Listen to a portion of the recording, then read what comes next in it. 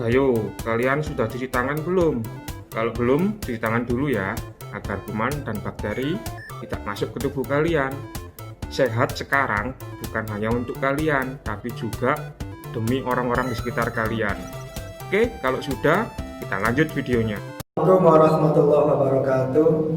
Baiklah anak-anak sekalian, sebelum kita memulai pelajaran, mari kita berdoa dulu. Berdoa sesuai agama dan keyakinan masing-masing. Harapannya semoga kita semua mendapat ilmu yang bermanfaat. Berdoa mulai. Bismillahirrahmanirrahim.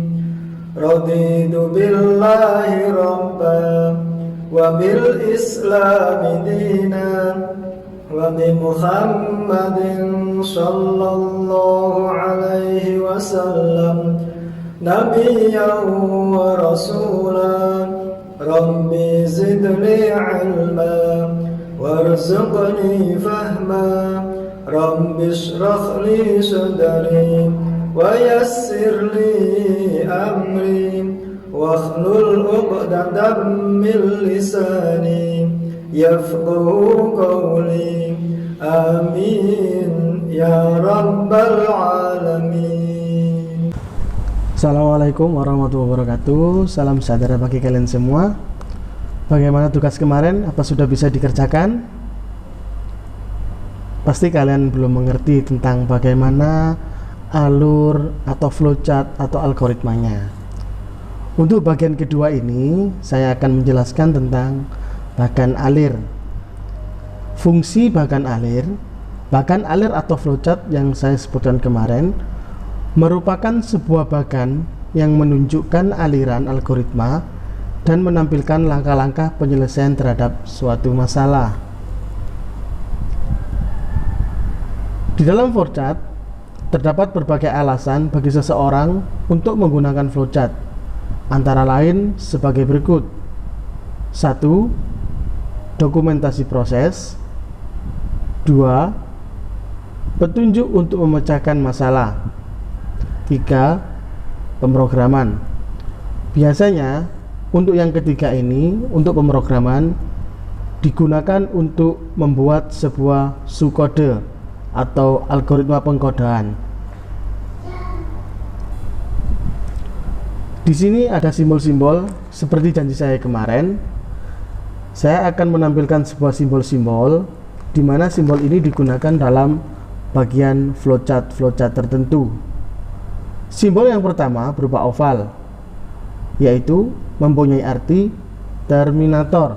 Simbol ini berfungsi untuk menandai awal dan akhir sebuah flowchart dan terdiri daripada 1. Mulai atau start untuk menandai awal flowchart dan akhir atau end untuk menandai akhir dari flowchart.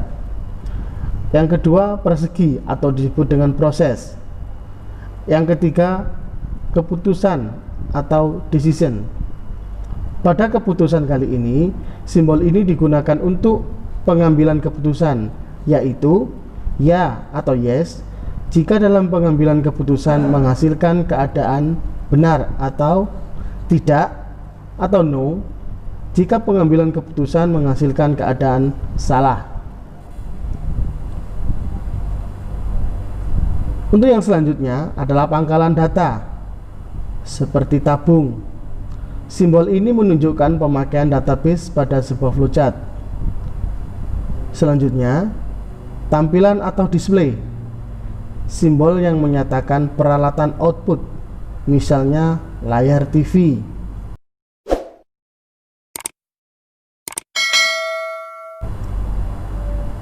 Gambar berikutnya, kartu atau punch card. Simbol yang menyatakan kartu dapat digunakan untuk masukan dan keluaran. Selanjutnya adalah gambar arah panah atau penunjuk alir atau flowchart direction. Simbol ini digunakan untuk menghubungkan setiap langkah dalam flowchart dan menunjukkan kemana arah aliran diagram. Gambar selanjutnya, masukan manual atau manual input. Simbol ini mempresentasikan masukan yang dapat dilihat secara manual.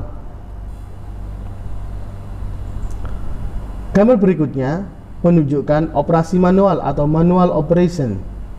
Simbol ini mempresentasikan operasi yang dapat dilihat secara manual. Di bawahnya, persiapan atau preparation. Simbol mempresentasikan persiapan yang dapat dilakukan sebelum menuju ke langkah berikutnya. Simbol kecil yang berikutnya ini merupakan titik atau connection on page reference. Simbol konektor digunakan untuk menghubungkan suatu langkah dengan langkah lain dalam sebuah flowchart.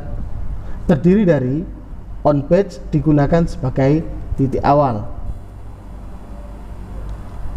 Penghubung suatu langkah biasanya pada halaman yang sama. Untuk yang kedua, off page digunakan sebagai titik temu penghubung suatu langkah atau dari on page dan biasanya terdapat pada halaman yang berbeda. Selanjutnya adalah simbol anotasi atau teks. Simbol ini mempresentasikan informasi deskriptif, tambahan, komentar atau catatan penjelasan. Nah, ini adalah contoh di mana contoh ini seperti tugas kalian kemarin yang saya berikan. Bagaimana cara membuat sebuah langkah-langkah ketika kalian berangkat ke sekolah. Dimulai dari gambar pertama, persiapan sekolah.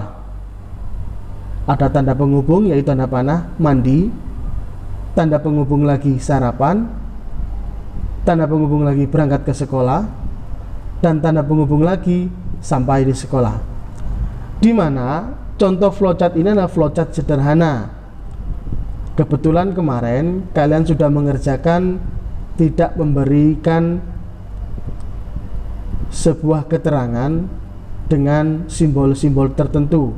Kalian hanya menuliskan sebuah urutkan di mana tugas kalian sudah saya terima meskipun yang lain belum mengumpulkan.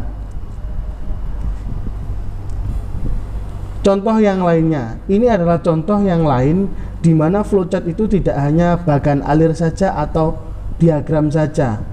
Contoh yang lain bisa digunakan dengan gambar sebagai berikut ini. Di sini ada siapkan pakaian peralatan, masuk kamar mandi, lalu kalian selanjutnya untuk menunjukkan arah panah berurutan seperti ini. Kalian bisa menggunakan flowchart yang pertama atau yang kedua ini, terserah. Yang penting harus ada simbol-simbol yang menunjukkan arti dan fungsi flowchart yang kalian gunakan. Untuk tugas kedua, buatkan dengan bentuk bagan alir atau flowchart dari tugas kemarin yang sudah dikumpulkan. Tugas yang sudah dikumpulkan kemarin belum sama sekali menunjukkan flowchart bagan alir. Tugas yang kemarin hanya menunjukkan bagaimana cara urutan kalian mulai dari bangun tidur sampai berangkat sekolah. Untuk tugas yang kedua ini, tolong dibuatkan bentuk bagan alir atau flowchart bagaimana kalian berangkat ke sekolah, sampai pulang lagi dari sekolah sampai ke rumah. Jelaskan bentuk flowchartnya, buatkan bagan alirnya, dan tugas yang sudah diselesaikan silakan kirim WA pribadi di saya. Demikian dari saya. Selamat mengerjakan.